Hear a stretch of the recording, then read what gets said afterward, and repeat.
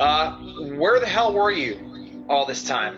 What was Sandy Johnson doing in her life? Disappeared into the ether.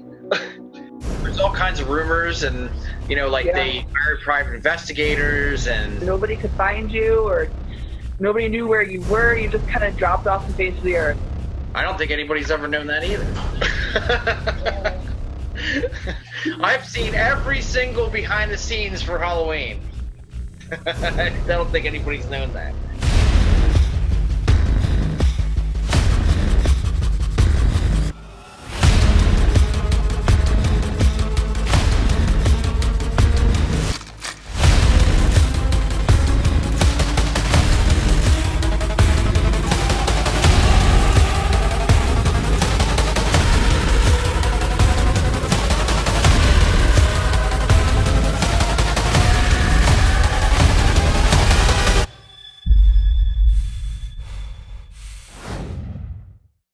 Hello there, everybody. Welcome to the Dungeon of Deadly Delights. I am your host, Rob DeLaro, and of course, I'm joined by Tiffany Bldg. Tiffany, how are you tonight? Good, thank you. Excellent, excellent. First off, before we start this very special episode, I just wanted to give you guys just our thanks in terms of the extreme horror episode. We were talking about some pretty taboo stuff, and we got some really good responses. Tiffany, you said you did also. Mm-hmm. I did. Little bit of a situation there, though. Not that it affects the show at all, but we were actually banned due to the subject matter that we were talking about on Facebook, which is pretty much our main hub for social media.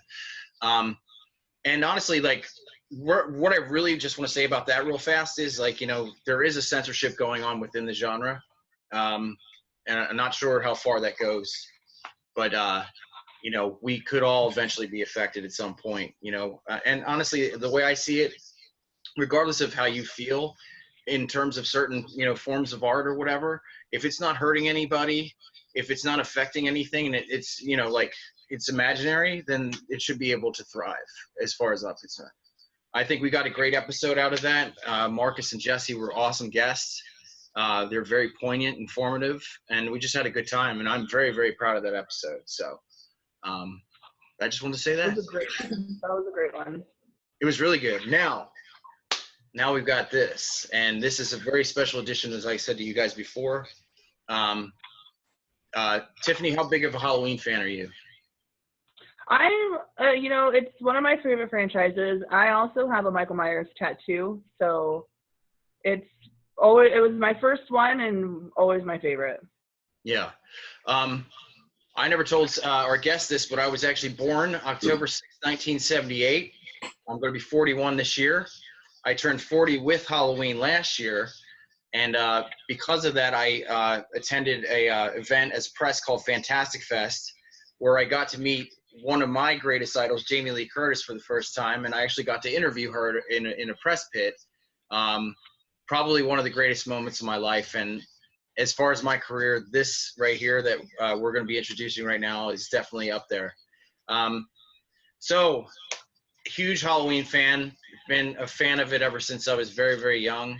Not only did it's just sparked my imagination. It made me fall in love with all the people within the film, the history. John Carpenter is my favorite director of all time. It really means a lot to me. It's got a deep spot in my heart that it'll never, ever go away. And I don't think it's like that for any other franchise except for that one. That one really gets in deep. So with that, I want to introduce my guest. Can't believe we're looking at her right now. She was gone for decades from the fandom. We'll get into that and, why she decided to do that and what she's been doing since. I'm so honored to have Sandy Johnson, who is the original Judith Myers. And the thing about you, Sandy, is that I'm going to get into it later, but, you take this small part and it just becomes one of the greatest mythologies in horror history, probably, because your storyline weaves through the entire franchise, and it just echoes throughout the ages. So, I feel like I'm talking to, a goddess of some sort, because there, it is technically like mythology now, you know what I mean, when it comes to the Halloween franchise. Sandy, thank you so much for being here. and joining us tonight. And I really honestly can't thank you enough. Well, you're so welcome, and I am so excited to be here. Thank you for inviting me. So we're just going to ask you some questions. Excuse me. I was going to let Tiffany start here. Tiffany, go ahead. Like, let's get this interview going. Like I said, guys, this is a very special edition. Sandy does not do this a lot, and we're very, very fortunate to have this conversation with her right now. I don't take that for granted at all. Thank you. One thing that I always like to ask, and I always like to know, is, you know, what made you want to take that part? What made you want to be a part of Halloween?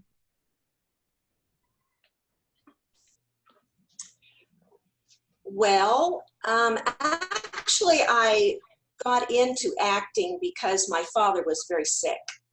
And at the time, I was looking for roles, modeling, acting, whatever, that I could make money to actually pay for his cancer treatment. Wow. So Halloween was actually just an opportunity to help do that at the time. Wow. So it wasn't that it was a horror film. It was a ways to a means that I was trying to accomplish.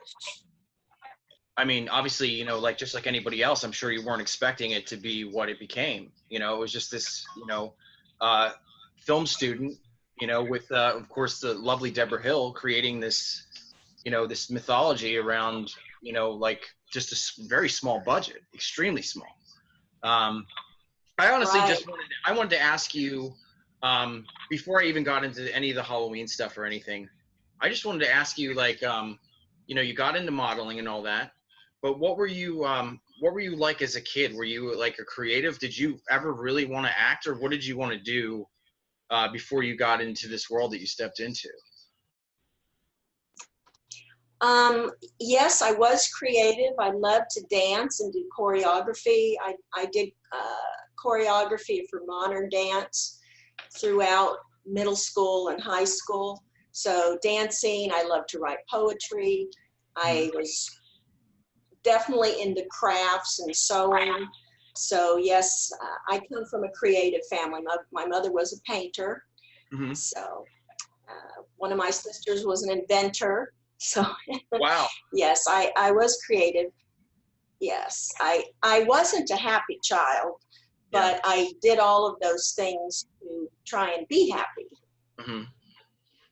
Like, what do you mean by not happy child? Like, you know, did you have just, you know, depressions and stuff like that? Because I deal with bipolar myself. I mean, was it like that, or was it just the household dynamic that was rough at that time? My mother was a manic depressant. Yeah. And so our life was very tumultuous at times. I never really knew if she was going to be home or at a hospital or what. Yeah. So I really loved my father. He lived separately, but I knew that if he knew everything that was going on, he would make me stay with him. Yeah. So I really just kind of took care of her and didn't mention it until it got really bad and she went to the hospital. And of course, then he came to get me. But so I loved her very much, and it was hard. It was hard to watch that and deal with it. What was life for you, before I get back to Tiffany, what was life, you know, in school for you? Were you, you know, like, was it problematic, like, you know, as a student, or did you have a good time in school? I mean, because honestly, I asked this question because, like, I've been following you, and like, you could have played any one of those characters that technically Deborah Hill created for Halloween, which is the most fascinating thing. You could have played PJ's role. You could have played Laurie, you know, you could have played Laurie Strode. So, you know, like, what kind of, you know, what kind of the situation, you know, like, as far as like high school, like, was high school easy for you, or? High school, I had a few very good friends, and I spent most of my time in dance production, and I was a good student. Yeah. But I didn't particularly like high school. But I grew up. I didn't either. And high school was like the 60s and 70s. in LA. So that was like Hippieville. And so we were more into love-ins and the like rather than school. Oh, wow. That's very cool. Yeah, I didn't care for high school either. I remember people used to say all the time, like, this is our best years. And I'm like, I can't wait to get out of here. I didn't want to go to prom or any of that stuff. I hated high school so much. It just wasn't my thing. I was a good student, when I graduated, obviously. Yeah, it just wasn't a fun time for me at all. Tiffany. That's funny. I didn't go to prom either. I went to the beach. That sounds like a better choice to me, honestly. Tiffany, go ahead. So you recently did your first convention with the 40th anniversary of Halloween last October. How does it feel to meet all of your fans and to see how much of an impact your character has made on just, legions of horror fans? Well, it all happened so fast because I really had no idea about any of this. I had never heard of a horror con. It was just like, I didn't know anything about it. And then when Rick got a hold of me and said, once he identified who I was, and he said, Halloween is a really big thing and you have fans, people love you. And I'm just like going, what?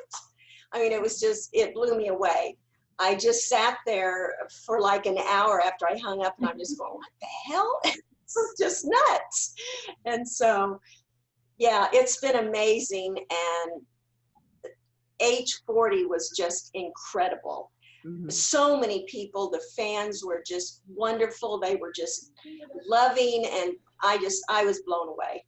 They were just the greatest people and I had the best time. So, that makes me so happy.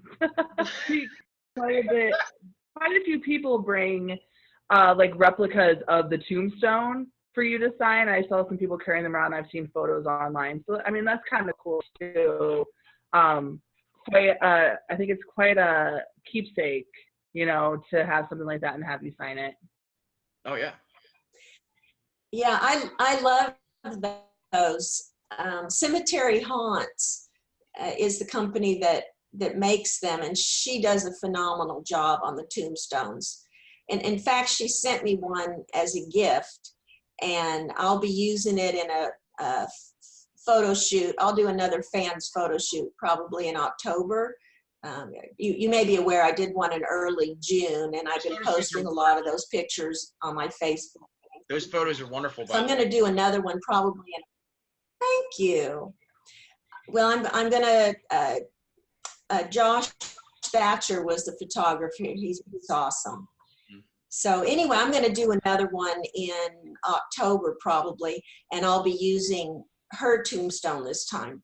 It arrived too late for the outside tombstone one, so I had to use another prop, which wasn't full size, and it wasn't hers.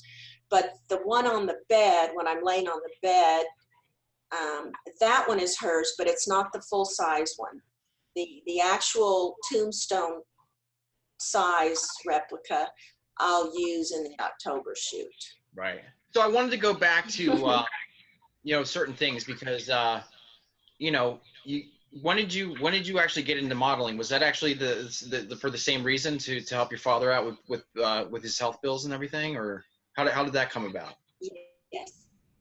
Yes, that was initially a way.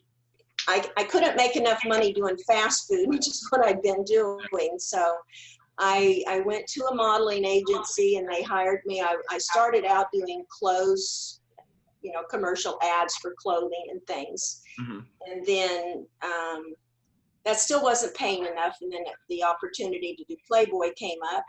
And so I said, I should probably do that. It's a lot more money. So yeah. I ended up doing that, and then that led, to other jobs and films. And how does that come about? Does somebody discover you? Were you discovered, or did you have to go through like a process? I don't know how Playboy works, honestly, but I had to take some photos, mm-hmm. and the photos were sent to Playboy, and then I was called in for an interview, and they decided they liked me, so they set up a shoot, and I shot with several of the photographers, and it was awesome, by the way. The photographers were phenomenal. And how old were you at the time? So that's I was 18. Oh, wow. Just on the cusp of womanhood, I guess. Yep. Yep. I was 18. Wow. And, you know, like, so, you know, you go through that, you know, that whole thing, you know, with the, you know, Playboy career and everything, and you become Playmate of the Year. How does that come about? Is that like half chose you for that, or how's that work? Actually, I was not Playmate of the Year. I was a Playmate of the Month for the month. Yeah. Yeah, Playmate of the Month. Okay. Yeah, of 1974. And you know, I don't. As far as Playmate of the Year, I'm assuming Hef probably chose those. Mm-hmm. Wow. Tiffany, go ahead. So you've been doing more conventions. I've seen photos of friends and stuff online. Has anybody approached you with your Playboy edition? Yes. Yes. In fact, a very nice gentleman who I guess he after being married for 20 years, I guess he decided he was going to finally give up his Playboys. So he brought me several, and a very nice collection actually. And so I ended up, he said that he was bringing to me so I could make some money. And so I ended up selling and autographing those. Oh, wow. Nicely. So basically, all right, so you're a Playboy at this particular point in your life, and do you do any other roles before Halloween? Was there anything like you were doing before you got chosen to play Judith? I mean, I was doing commercials and ad work and things like that. I did a movie called Surfer Girls, Mm-hmm. which I really didn't like. They made me do scenes I didn't want to do. Oh, no. Very uncomfortable on that set. Yeah, so I was really glad that film didn't make it because I didn't like it. What was so uncomfortable about it? And then I believe that Joe, they wanted me to do sexual things that I just wasn't comfortable with. Okay. So yeah, I just felt really pressured to do things I didn't want to do. So basically, you're in the era that somebody like Harvey Weinstein would just celebrate, obviously, because he did it for years after.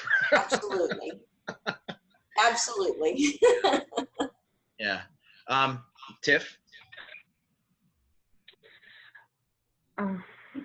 I'm like drawing a blank right now. I'm so sorry. Okay, that's fine. No, I'll keep going. I'll keep going. Are you are you doing any acting currently? No, I'm not. I live rural. I don't really live close to any city that has acting.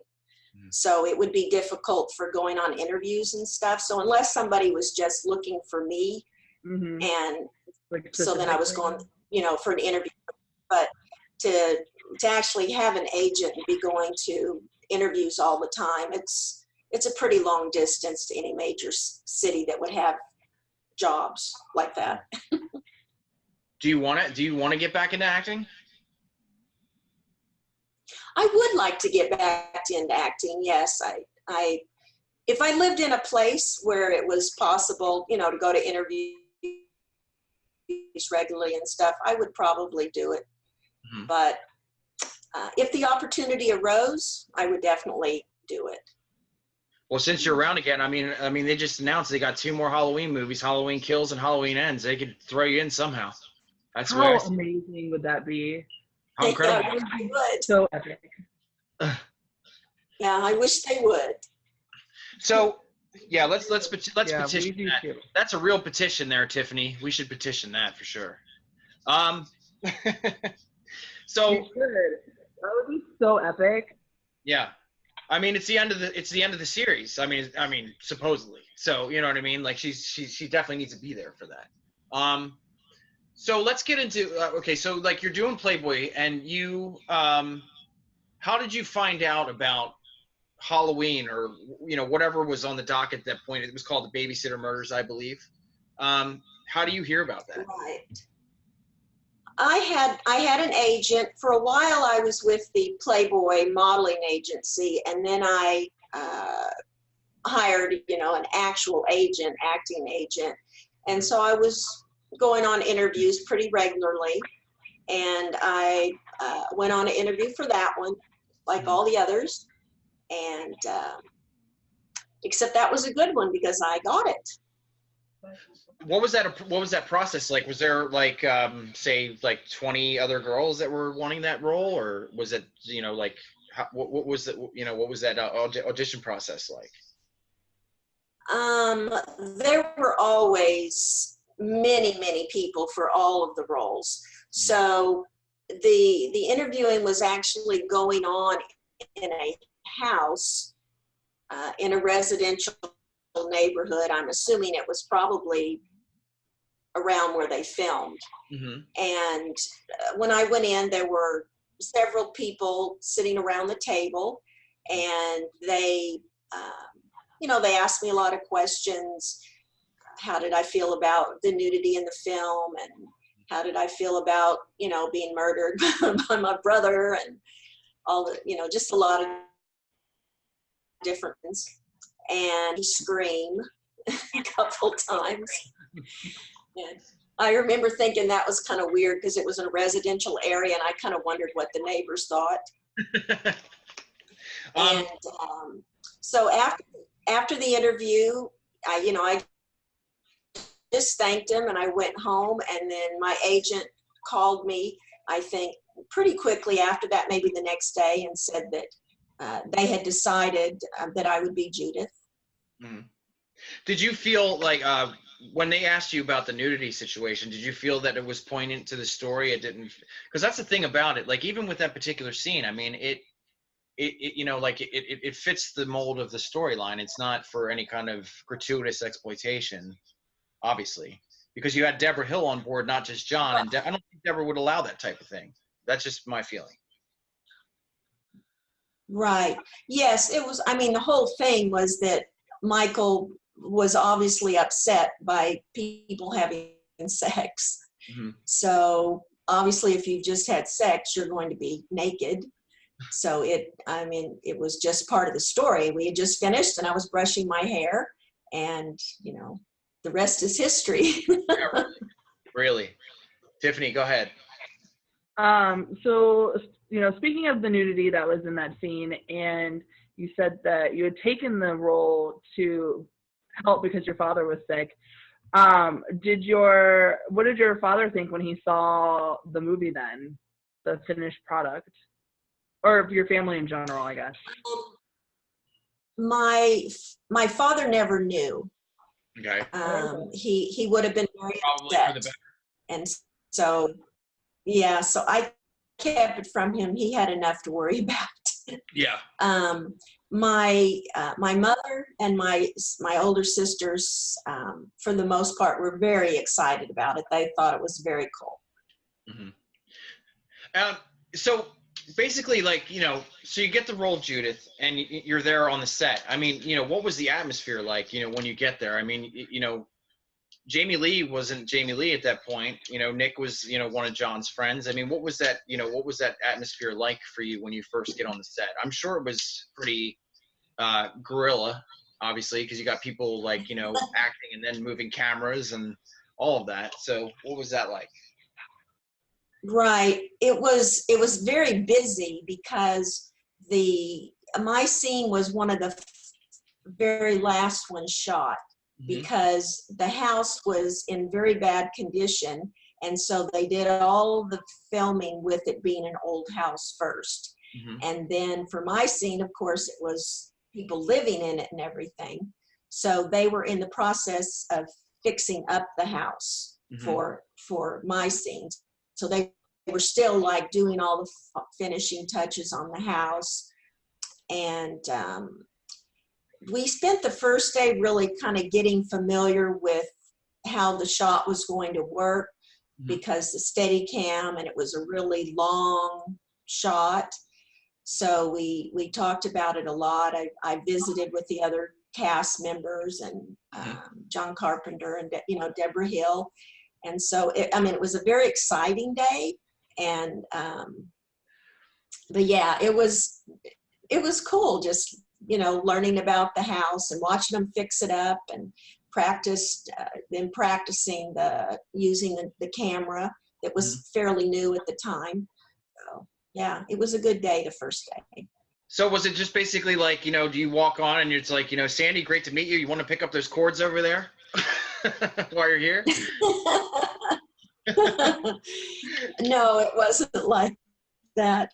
We had a trailer for the cast, and so they were playing cards and visiting and just kind of hanging out, waiting for something for us to do. I know in some of the other scenes earlier on, they were very busy gathering leaves and all that stuff, but my scene was all inside, and the people building the set were not cast.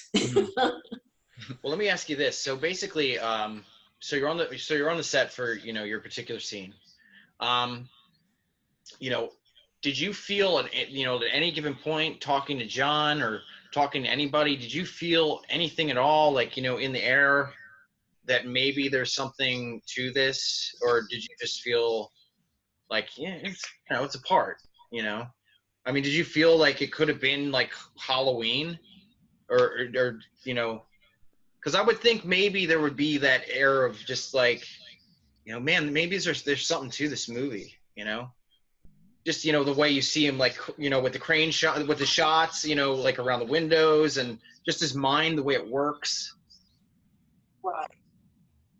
Right. I think the reason why I thought it was special was because of the Steadicam, and it was such a unique way with the mask, the clown mask over the camera. I thought all of those things were very creative. And so I did think that all of those things were quite special. I mean, I had no idea, of course, that it was going to become what it was, but I did like my scene, and I thought that the camera stuff was very cool and creative. So you're sitting there in the chair, brushing your hair. This is a closed set, obviously, correct? There's nobody else in the room. Who's wielding the knife in that scene? Is that Deborah's hand? Because I know Deborah picked it up out of the drawer. That's Deborah. Yes. That's Deborah that did that? Right. Wow, I don't think it's ever been solved. Yes. Wow. Yeah, See, she had the smallest hand. Andy. They were trying to find the smallest hand.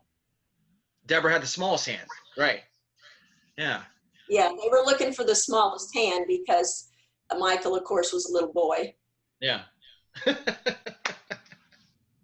have to pay more attention to that next time.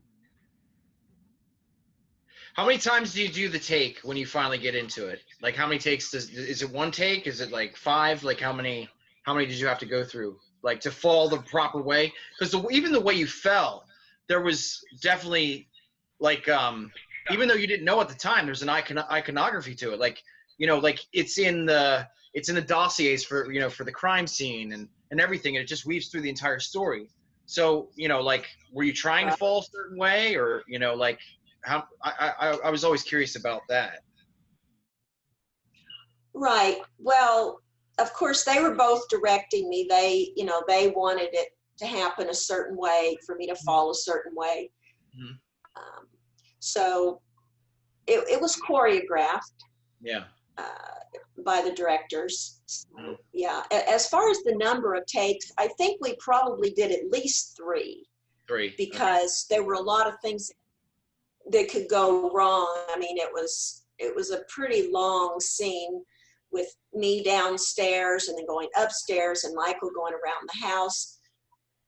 That's a lot of stuff for the camera, to go through.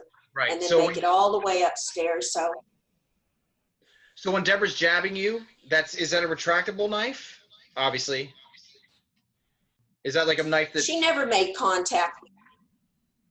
She never made contact with me. I had blood pellets in my hands. Mhm. And so whenever she was stabbing at me, I was clutching my chest and squeezing the pellets. Oh wow, okay. I don't think anybody's ever known that either. I've seen every single behind the scenes for Halloween. I don't think anybody's known that. That's awesome. Tiffany, go ahead. So what did you think of the reboot of Halloween that came out last year? 2018. You were there at the premiere, weren't you, Sandy? I was, and that was so exciting. Very cool. I actually liked it a lot. It absolutely scared the hell out of me. I just, the scene in the bathroom with him coming after the reporter, I mean, oh my God, that was nightmare stuff for me. Yeah. Those kind of bathrooms are creepy anyway. They are. So, yeah, I liked it a lot. There were a couple places that were a little gory for me. Yeah. Like when they squashed the head and had the candle in it or something. That was a little over the top for me. But most of it I thought was really good. I thought it had some of that John Carpenter feel to it. Oh yeah. Oh yeah. You know, the interesting thing about Halloween, you know, the original that you were part of, and of course, you know, the new one, you know, actually in a lot of the series, there's this underlying thing that really makes, and it's not just the final girl aspect, there is a very strong women vibe to those stories, especially Halloween 2018. To me, it kind of had this, you know, like kind of flavor that really like peppered in perfectly into the Me Too movement. And it made Michael Myers a bigger threat than, say, just The Shape. You know what I mean? It was basically like he was kind of like the epitome of all the bad that men can do to women, to traumatize them, to put them in a position of PTSD. You know, it was brilliantly written. It wasn't just, you know, gore for the sake of gore. Like Jamie Lee's underlying story, obviously through, you know, like the story that you're part of, had it just had a great modern example to it, I think. You know, in terms of what she went through to, you know, to battle her demons. Right. Did you feel the same way a little bit? Yeah, I thought the roles, I did, and I thought the roles on the first Halloween and the last one, I really liked the women.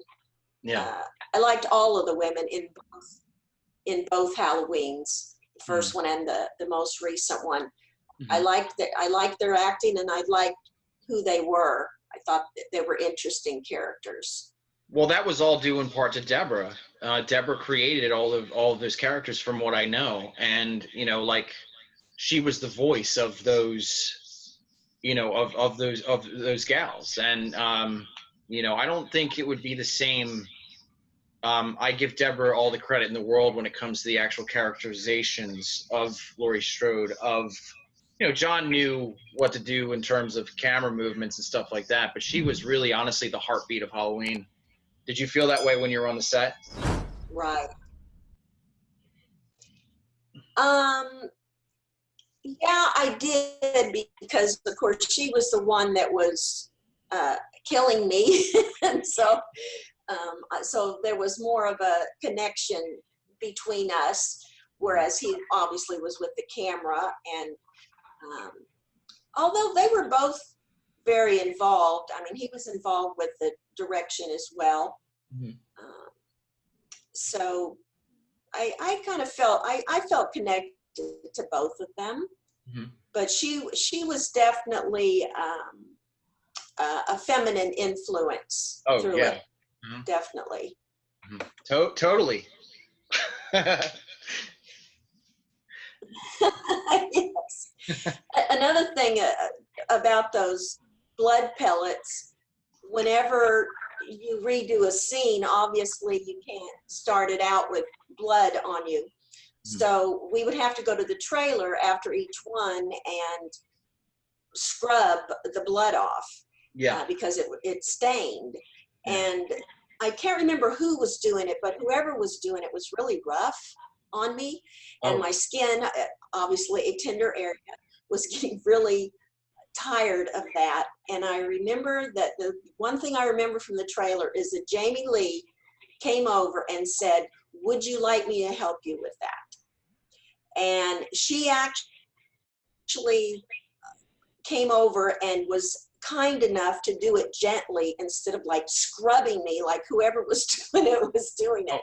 And so she actually helped me in between sets get the blood off without literally taking my skin off. Aww. So I thought that was kind of an interesting thing from my day in the trailer. I remember her, how kind that was of her to come and help me, because it meant a lot because it was painful. Yeah. Did you stay at all after your filming? Like, or did you just go right away? They were pretty much done after mine. Like I said, that was one of the last scenes filmed. Right. And so after they finished with me, I think it was pretty much just cleanup time. Yeah. Wow. When you were making this, you know, this little horror movie that you were making, did you ever think that it was going to be as big and popular and loved as it is now? No, I had no idea. And like I said, I didn't know that until a year ago. I mean, I've had a whole different life for so long, and I knew that they had made several Halloweens, but until Rick got a hold of me, and I mean, he got a hold of me on like Messenger, and he just comes in the middle of my night and he says, "Is this Sandy Johnson that was in Halloween?" I'm like going, "Who is this?" He just popped in out of nowhere. I said, "Who is this?" And he said, "Well," he said, "my name is Rick Enriquez, and I'm an agent. Are you this Sandy Johnson was in Halloween?" And I said, "Yes." And so that started the conversation. I mean, I had no idea. When he started telling me that Halloween was like an iconic film, and that, you know, everybody knew Judith Myers, and that I'd been missing for 40 years, and I'm like going, this is like really crazy.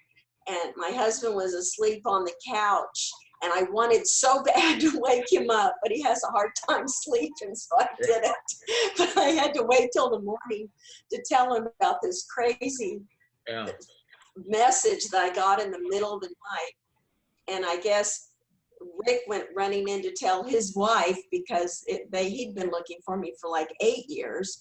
Yeah. And so it was just crazy. The whole thing was just crazy. That is the best story ever. I had no idea. Yeah, there was from what I gather, there was a bunch of conventioners that were looking for you for this H4O. I know Sean Clark was one of them.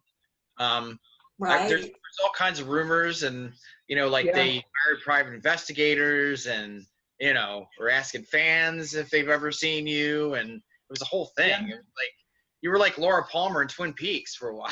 The rumor was that they've been looking for you for years to do conventions, and nobody could find you, or nobody knew where you were. You just kind of dropped off the face of the earth. That's what was rumored. And then all of a sudden there was, you know, an announcement, like, first convention appearance, you know, it's going to be there for Halloween. And everyone was just like, oh my God, that's the best news ever.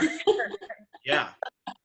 And that's like, you know, that was a reaction to, like, you know, from, you know, not taking anything away from them, but, you know, Nick, you know, we've seen him a ton of times. Tony, seen him a ton of times, you know, all these different people that are part of the franchise, but everybody was just like, oh my God, like the elusive Sandy Johnson. Like it was wild. Like just the reaction. When I found you on Facebook, I felt the same. I was like, she's got a Facebook. Oh my God. You know, and It was just a whole, yeah. So where the hell were you, But Sam? it was funny. At the last, at the Texas Frightmare weekend, one of the fans asked me if I had a Facebook page. And I said I did not. And he said, well, you really should do one. And so that's actually what prompted me to get someone to help me set it up and do it. And I'm having a lot of fun with it. So let me ask you this, okay? So the movie's done. You go to the premiere. Before you break away from that world, is there anything that like hit you as in terms of like, you know, this big box office opening for this independent film? Did you catch wind of any of that success before you disappeared? You're talking about the original film? Yeah, like when the film came out, the mythology of that is John put it out without the music, and then of course he went back and he orchestrated the entire thing by himself to save money. And then the lines were just around the block everywhere. So like before you stepped away from that world of Halloween, did you get to see any of that success in front of you, like in newspapers, reviews, anything? Or you just didn't think about it at all? Not really. I don't remember. I don't remember having that feeling or really. I mean, a lot of films had lines around the block and different things, but you know, they died out. So it just didn't stand out in my mind that it was. I thought it was. I mean, I loved the film, but I just didn't know if, you know, that it would ever. I certainly never dreamed it would be an iconic film one day. Who would you say, like, out of everybody you met in that cast, who would you say was your favorite? I mean, it seems like, you know, to me, Jamie Lee would probably be tops in your book simply for scrubbing the blood off you and everything. Did you meet anybody else when you were doing it? Like, did you meet PJ? Did you meet any of the other girls when you were there? Originally, or recently. Oh, no. I just mean like originally when you're on the set, like, you know, are they hanging around at that point, you know, because you got all the actors in the trailer? Did you get to meet PJ? Did you get to interact with anybody except for Jamie Lee?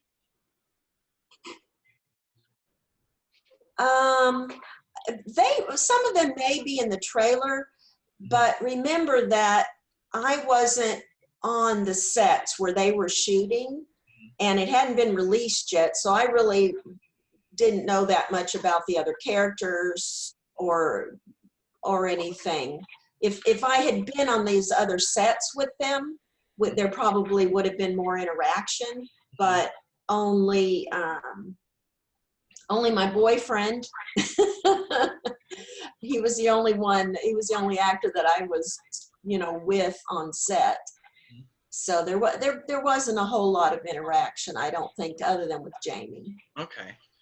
Well, that's enough. And obviously, like, you know, when you go to H4O, even though you've never necessarily met them before, it seemed like they all welcomed you with really open arms, extremely open. You know, it was incredible. They are such nice people. I mean, PJ is like the sweetest. Yeah. She is just awesome. I know PJ. Yeah, and, Nick is fabulous, and Annie. And of course, then I got to meet James G. Courtney, who is just as nice as can be. I mean, they really did. They have taken me right in like I've been there the whole time, and just give me hugs all the time, and they're glad to see me, and it is very cool. I feel like I'm part of the family. Come home. I love that. Judith Myers has come home. That's the greatest thing. It's not Michael Myers that came home. Judith Myers. Wow. And I mean, it didn't have to be that way. I didn't know how it would be. You know, I didn't know if they would take me in or not like me being there. You know, you don't know how people are going to react. And I was very pleasantly surprised at how wonderful they've all been to me. Yeah. Tiffany? Tiffany?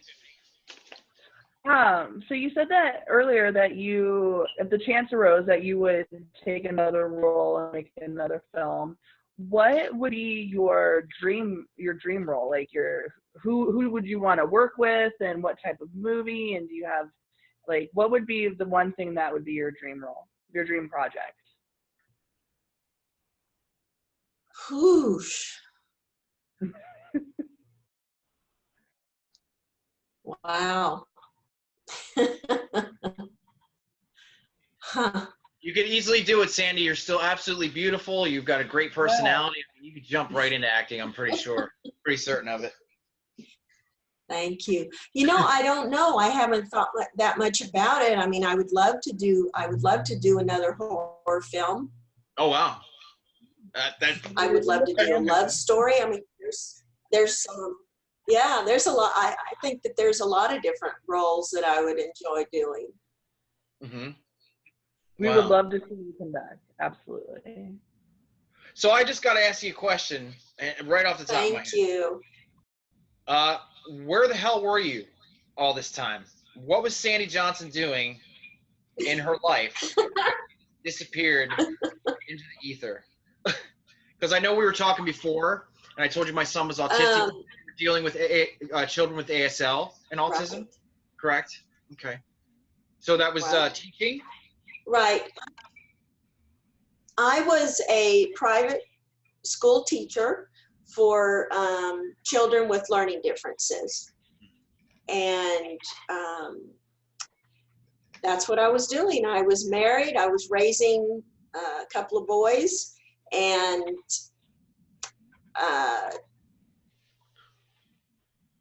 devoting my life pretty much to those kids. Yeah. Wow. And it was great. And in fact, I mentioned that I was not a happy child or teenager, but I actually got great happiness with my marriage, and the children brought me around big time. Yeah. To being a happy person. They made a huge difference. It's fantastic. And how many years were you doing that? I taught for about 10 years, I think. Wow. And I also went back to school and got a PhD, and then I was teaching online college courses to master's level students. So I did that for a while. Yeah, so I've had several education related jobs. Wow. I had no idea you were missing. I had no idea I was missing. I never really Googled myself or anything like that. So if I had, obviously, I would have learned a lot of stuff. But I never Googled myself. So I had no idea that this whole other world was going on. And when Rick just like interrupted my night, I was playing with words with friends, and this crazy person on Messenger asked if I'm the Sandy Johnson. It was just like, what? It was just such a random thing. And yeah. So my life changed. And the interesting thing about it is, like, you know, you got a lot of people that, you know, kind of fancy themselves, you know, like they have clients and stuff, but they only have, like, you know, maybe, you know, like the fifth zombie back in one of the scenes of The Walking Dead or something. This guy is no slouch. I mean, this is the Stranger Things kids you're represented with. I mean, there's a whole list. It's amazing that somebody of that caliber contacted you in that regard. Rick is awesome. I love him. Mm-hmm. He is. If he hadn't been awesome, I don't think my husband would have let me do this. Yeah. But he is awesome, and we trust him completely. He's just a great guy. And so if it had been anybody else, I probably would have just said, you know what, don't message me. You're freaking me out. Which is probably what you felt when I contacted you. You're like, this guy. It turned out. I got lucky with him. When you met your husband, did he know who you were? No. No, I mean, I of course told him before he married me, but he did not know. We were a blind date. Oh, that's awesome. Did your kids or the people that you work with, did they know who you were too? Like, did your kids grow up knowing who you were? No? Nope. No. My kids at this moment still don't know. Oh. Well, That might change. Are they horror fans? I don't think so. No. They're just So- busy with their lives and their kids, you know, kind of like I was, oblivious. So I have to ask you this, because you're out of the spotlight, out of the limelight or whatever you want to call it for 40 years, right? After Halloween, you finally go to H4O. You got us freaks and weirdos coming up to you. What is your first idea of this world? I mean, like, were you nervous at all to meet all these people finally? I mean, we've got tattoos and stuff like that, but the great thing about it is, I can look a certain way and I can love, certain things and be passionate about certain things, but I'm also a good father. I consider myself a creative. You know what I mean? Like, I don't harm anybody. I make people happy. Is that kind of like the logic that you kind of fell into meeting fans? Like, maybe at first you were scared, but then felt more comfortable as time went on during your first event? Well, I'll tell you, it wasn't that I was scared. I think what surprised me the most, as I said earlier, was the love that came from them. Mm-hmm. I mean, I just wasn't expecting this love and this tenderness from people with knives sticking out of their head and stuff. I mean, they were just, they got blood dripping down their neck and stuff, and they're like the nicest people on the planet. Oh, so man. I would say it was such a surprise to me that they were such loving, gentle, nice people. That was not that I expected them not to be nice or anything. It was just that the level that they were nice and loving was not expected. And so how could I not fall in love with all of them immediately? Well, the interesting thing about it is that, like, in this genre that me and Tiffany are familiar with, there are certain kills within the genre that just kind of, like, they happen, and they're fake, and they just kind of get pushed to the wayside or whatever, another victim. But, the most amazing thing is that you come and you do this small part where you're just brushing your hair, and, somebody comes in and like, it becomes... I mean, really, I mean, like, the way I introduced you before, that's what it is. It's like Greek mythology. It's part of our culture. And it's, that to me is the most incredible thing out of the whole situation, I think, is that you just did a small role to take care of your father, and then you just become the stuff of legend. Yeah. Every horror fan knows who Judith Myers is. Every horror fan knows who Judith Myers. Yeah. Yep. Yeah. It's just crazy. That's what it is. And I'm just excited because every time there's a con coming up, I'm just so excited about going because I know I'm going to meet new fans, and I just think that's so cool. Speaking of which, they just made the announcement today that you're attending Monster Mania in New Jersey. Is that right? Yes. And I'm looking forward to it already. That's in October. I need more before then, though. I think there might be some more before. We would love to see you come out here. Yeah, for sure. Where's out here? Well, I'm in Phoenix. Where are you? I'm in Phoenix, but we travel to LA quite a bit because there's conventions there. So, Monster Palooza. Yeah, that'd be great. Well, I don't want to, Awesome. I don't want to drop your address, obviously, but you're in Texas now, right, Sandy? So you're going to be doing maybe like a Texas Frightmare, or I mean, there's tons of conventions in the Texas area also. Yeah. Right.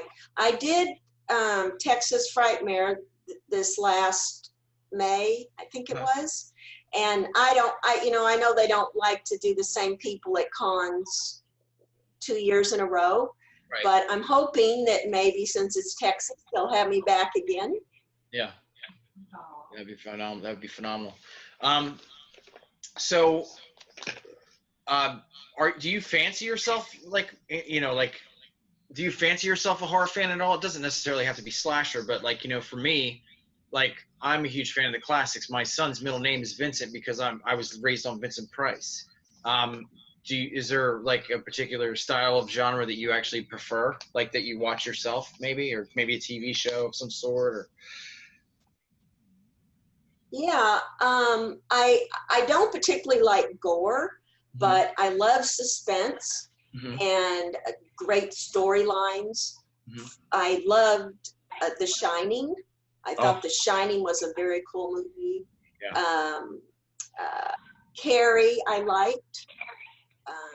And the funny thing is, I could see you in Carrie. Very. So yeah, I like horror films. I loved Psycho. As a kid, I was a huge horror fan. I mean, that's what my girlfriends and I did, every weekend was popcorn, soft drinks, and horror movies. So yeah, I like them as long as they just don't get gory. And the interesting thing about it is, like, you got Jamie Lee washing blood off of you after your scene, which is technically kind of akin to what her mother did in Psycho. It's kind of a weird circle that you're part of. Yeah, that's true. Yeah. That's true. So yeah, I'm a horror fan. Yeah, that's awesome. But of course, Halloween's my favorite. Oh, you got to say that.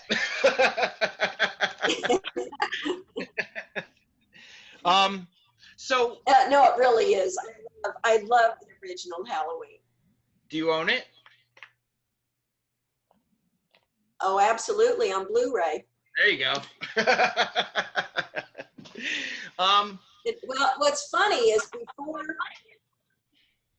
before Rick found me, the only Halloweens I had seen, of course, was the first one. And then after Rick found me, I saw, the second one after the premiere. Yeah. But so now I've been buying the others and watching them. So we've watched almost all of them, not the Rob Zombie because they told me those were real gory, but I've watched all the others. Oh, wow. And what is your favorite side from the original? What's that? What's your favorite aside from the original? The favorite. Yeah, like what is your from the original? No. What's your favorite Halloween aside from the original? You said you had the set. So what other one do you prefer? Oh, okay, got you. I would say 2. Yeah, I liked 2 a lot. I did like 2. I liked the one. I think is it number 4 where Danielle Harris is the little girl. Yes. At 4. Yes. Yes, I liked that one a lot too. And you know what would be amazing? She did an amazing job. And you know what would be amazing, because Danielle is kind of like in the same boat as you.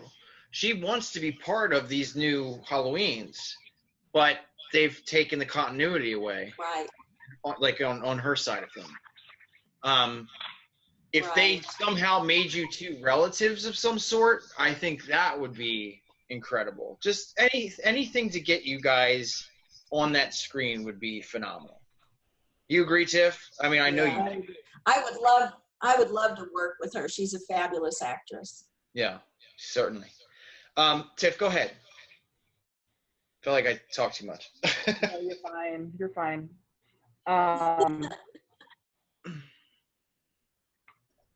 Give me a second. You go ahead. I've been enjoying this, but I haven't really been thinking of one because I've been enjoying this back and forth. Mm-hmm. I One just thing think on the horror cons. So what kind of it's helpful if. Oh, go ahead. Oh, no, I was just going to ask you, like, aside from horror, like, what, like, what do you like to do? Like, I know that you said you like doing stuff around the house and going to conventions. Do you keep up any of the any of the creativity that you had as a child? Do you still write poetry or stories or anything like that? Do you paint? I do crafts still. I make The stickers? hats and different things, and I sew, I embroidery. Yeah, I do a lot of different crafts, and I do gardening, and You still do modeling?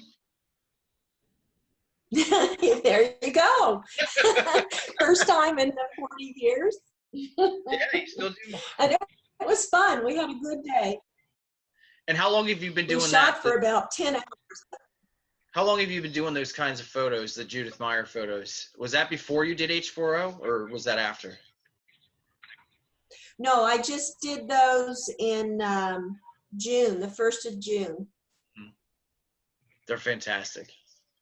They really are. Yeah, I decided when I did the Facebook, I said, you know what, I need something to put on there. So I thought, I guess I need to do a photo shoot.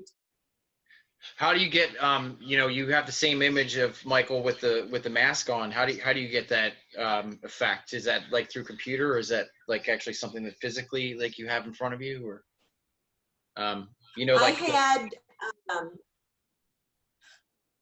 the one where they're looking through the mask, that Yes. one, or Yes. the one where I'm facing the mask.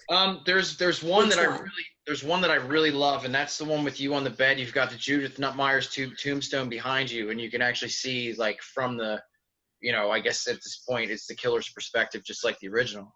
I was just wondering if that was like computer, or was that like a thing you were doing like on the set of your shoot? No, we actually cut it out of, I think it was flexible cardboard or something. I'm trying to remember what we decided on, but no, I think it was actually this rubber gasket stuff, and we cut out the eye holes and we taped it onto his lens. Mm-hmm. That's brilliant. It's really, really super effective. And honestly, like, these newer pictures, like if I was a producer, say I work for Blumhouse, which is the one that says they're putting out the new Halloween. If I saw your new images, I would be absolutely sold that you needed to be in this movie because of those images. Because it just shows how, that mystique within you is still there. Even though you're, you did the teaching thing and all that stuff, like, there's an aura to you that's just perfect for these films that are coming out now in this modern time. Well, I hope that they will look for me. I did mention that I would like to be in it, so maybe they'll listen. That would be phenomenal. Tiffany, do you have anything? No, I'm just I'm loving this right here. But it's your show. I just told you that last week. I know. I asked all the questions that I had. Like, I'm fascinated. I'm so fascinated that her kids don't know who she is. Like, that fascinates me. Yeah. It's a pretty Especially unique... since she owns the movie and is doing conventions. Like, so good. And I love seeing you so excited about the conventions. Like, that's the type of, as a convention goer, I go to a lot of them. Seeing the guests that are so excited to be there, that's what makes it so much fun. So I love your enthusiasm. And Well, I got to tell you this, Cool. the first time I talked to you was last night, and that was obviously the first time we saw each other. And I got to tell you, like I was getting the vapors a little bit because I'm looking at Judith Myers, on the other side of the screen. I'm like, oh my God, like I felt a lot more comfortable with you tonight without the, Yeah. trying to separate the fanboy from the, from the professional and whatnot. But yeah, last night I was, that was the first time, and I was just like, oh my God, like that's really her, like. Like I said, I hope I didn't scare you too much. No, not at all. No, I was just really just kind of taken aback. Like, I can't believe the life that I live, that I'm talking to, Judith Myers. Because like I said, that series means so much to me. It really just, like, it not even just the mask aspect and, the way Michael's like a shark and all, like, it really kind of informed the way I think about females and female empowerment, and, of course, Laurie Strode was a big aspect of that. So there was, definitely a lot of things that I gravitated towards that wasn't simply just, like the kills, it had to do with the story and how I grew up, to really just respect women and feel like they can do anything that a man can do. That was one of the things that I learned earlier on from Halloween. Because honestly, let's be real. Cool. Laurie Strode was a babysitter. She was getting maybe $2-3 an hour, whatever the rate was at that particular juncture in 1978, and she could have just worked, and she didn't. She made sure that those kids were safe, and that was something we've honestly never seen before. Aside, you know what I mean? And that was and the whole thing is just so important, not only to the pantheon of horror but of cinema. It's not even just a great horror film; it's one of the best movies of all time that you were part of. Well, thank you. Yeah, I realized once I started watching it again that it truly is an awesome film. Yeah. And so I maybe it was a good thing that I was away for a while and came back with an adult perspective and fresh eyes on it, because it is truly an amazing film, and I love watching it. We've watched it several times in the last few months, along with all the others.